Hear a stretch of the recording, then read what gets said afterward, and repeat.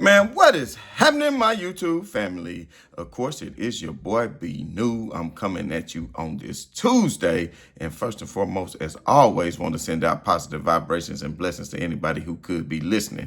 Now, with all that being said, we know that the Los Angeles Lakers were in action on yesterday, taking on none other than the Charlotte Hornets. And the Lakers, we know, has been on a brutal road trip ever since they embarked on this road trip 12 days ago. Counted up 12 days ago, and they have played 6 games in 12 days, which is, a hell of a road trip to go on. And of course, if anybody would have told you, before this road trip started that the Lakers would finish this road trip at 4-2, then we would have gladly taken that. It didn't start off the way the Lakers wanted it to, I would say, because, well, the Lakers did start off, of course, we know at Golden State, that game went pretty well. We know that was a double overtime game, I believe it was. And of course, the Lakers were a little bit exasperated to then, exhausted to jump on a plane and then head down to Houston. And we know the Lakers took one on the chin in Houston that night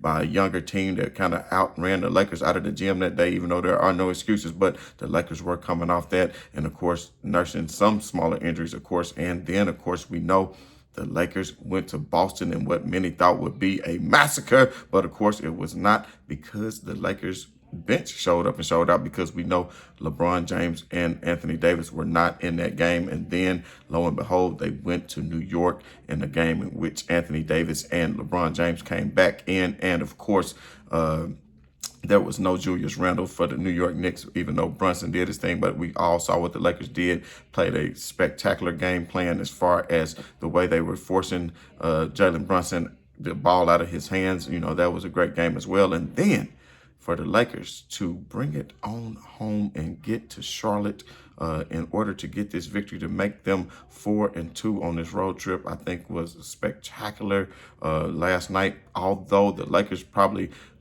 stars like a LeBron James and an Anthony Davis probably played too many minutes than what we would have liked them to. Anthony Davis, LeBron James, Reeves, and D'Lo, I think all played over 35 or 36 minutes, with Anthony Davis and LeBron James both playing 38 minutes, if I'm not mistaken. When the Lakers had this game handily under control, they were in control of this game probably for the majority of the game. They were up by 20-something points, 22 to 23 points, and then they kept letting Charlotte get back in the game. And I, for one, think that Darvin Ham should have had more confidence in his bench, because the Charlotte Hornets did go on that run, ending the third quarter, going into the fourth quarter by I would say virtue of LeBron James leading kind of some of those bench players and allowing the Charlotte Hornets to get on a bit of a run and get back into the game, even though I think, especially as well as the bench players had played against Boston, you could have went with some of those same lineups and even set AD and LeBron at times. Then maybe they would have been more well-rested, because as you can see, LeBron James' shot was definitely off on yesterday, although he did get to the rim and make some spectacular plays at time and had the Charlotte crowd on their feet as he got around Bridges and did the hammer down, got the and one. And, of course, he had another great play with a dunk on a fast break that just wooed the crowd. And, but his jumper was not on. As we know, LeBron James 0 for 5 from 3 on yesterday. Did finish 12 out of 22, but if you take away those 3-point attempts, then that would have been 12 out of 17 for greater than a 55%, because he ended up shooting 55%, 12 out of 22, which is still a good clip, but he would have shot like 70% had he not taken any threes. And sometimes I wish when LeBron 3 isn't falling, he just won't take them. But most of the threes that he got on yesterday, from what I remember, were good looks. But more so needs to be talked about is that of Anthony Davis. Anthony Davis been fighting through injuries this year with the hip and everything else, and still has been showing up, showing out. And Anthony Davis with 26 points, 15 rebounds, and 11 assists for the triple dub. I mean, AD 12 out of 16. He was 0 from 2 from 3, which is a good thing. I mean, he was a plus 16 on the floor. So you got to give it out to Anthony Davis. Of course, he has been playing outstanding as far as his ball distribution, being able to find people. I know LeBron James said he's been working with him on passing the ball out of the post and allowing him to find where the double is coming from so he can make not only a good pass, but the correct pass. And that's something that LeBron James and Anthony Davis have been working on too, very successful. And then I looked at the line before the game, and you saw that it was like minus 500 during the day, and we knew the Lakers were probably going to win this game. And I was going to bet a big bet and say, you know what, I'll bet 1,000 just to win 500 on this particular game. But by the time the game rolled around, it was minus 900. And I said, well, what can I do? I'm not betting 900 to win $100 because what if the Lakers mess around and lose this game? So I created me a parlay. And what I did was take the Lakers in the straight up because I pretty much was 99% sure that they were going to win. And then I took LeBron James at plus 25 points, and he was bully whiffing, blowing some bunnies down the stretch. And I thought he wasn't going to get it, but lo and behold, he got the 26 points that he needed for me to win my parlay. So we appreciate that. Mad shouts out to LeBron. I thought that they were going to have a greater victory than what they had, and LeBron ultimately would sit the fourth quarter, but they kept allowing Charlotte to get back into the game. And I said, you know what? That's good for me. I will take it because I need that bread, because the Lakers, I am not going to lie, have not been kind to me on FanDuel or MGM or anything this year, but they're going to be kind to me at the end of the year because, as we know, the Lakers are creeping towards the playoffs. And even though right now we got news on Vanderbilt, Jared Vanderbilt, of course, mid-level stress fracture, and I'm sorry, apologize, not a stress fracture, but a mid-foot sprain, be evaluated again in 3 to 6 weeks.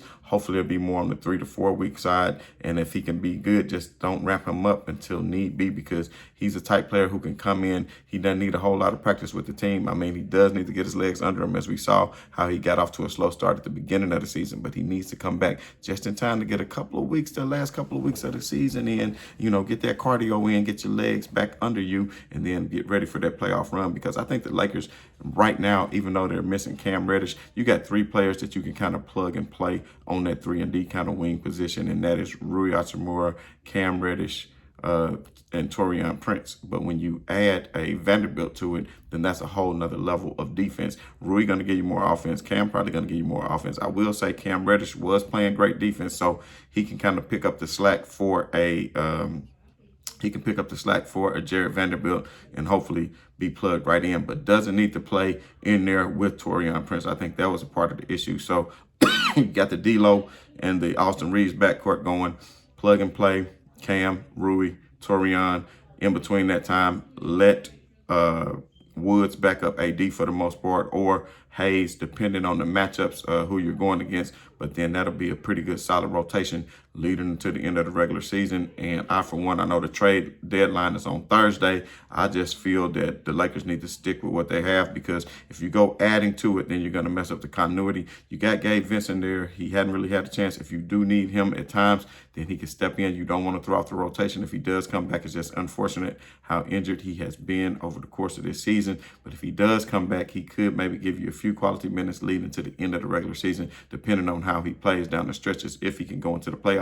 Because Gabe Vincent, he can get hot from outside, as we saw what he was doing in Miami, and he does play slightly better defense than a D'Angelo Russell. So it wouldn't hurt to have him just in case D'Angelo Russell starts to get exposed in the playoffs some. But at the end of the day, if the Lakers can continue to play how they play, I believe they have Denver on Thursday. I think that's a winnable game because they're back at home. The Lakers have something to prove. AD has been playing great.